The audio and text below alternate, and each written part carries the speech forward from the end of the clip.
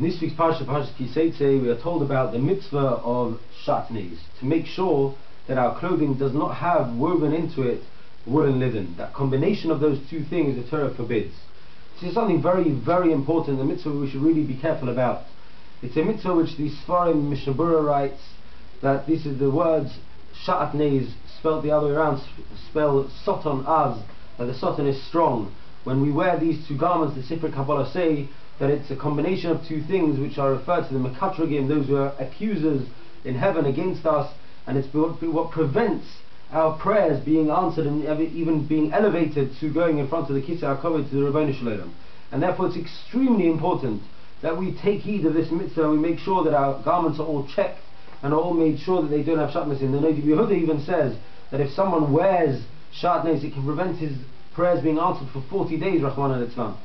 There's a story that's told about a bacha in the yeshiva of Mir in their escape through Shanghai, that one point on Yom Kippur, one particular year, he left the Beis HaMedrash and returned wearing his weekday garments.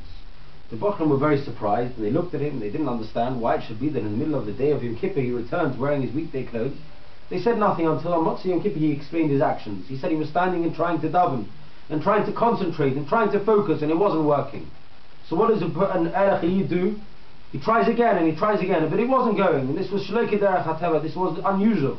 So he took out a Sefer Musa and he started to learn that, and he tried to infuse himself with words of Chazal that should give him some sort of inspiration, and that didn't work. And then you remembered that there's an Issa of Shatnez, and that prevents a person's tefillahs working. And he said, you know what, I've just recently bought myself a new clothes. I had it checked, but maybe the person who looked at it oversaw something. Maybe he overlooked something. Maybe he didn't see some Shatnez, and therefore I went back to my room and I took off my new clothes. And I put on my old clothes that I brought with me from Lita, from Lithuania, and I slept all the way here. And I came back to daven and it suddenly started to work. The next day, Motzei Yom Kippur, he takes his clothes to a different shatnez tester and he gives it a really thorough check, and he happens to find a minute amount of shatnez. It just shows you that this is something that's real, it's reality. The Torah is not just something that's out there that we don't see ever any sort of understanding in it.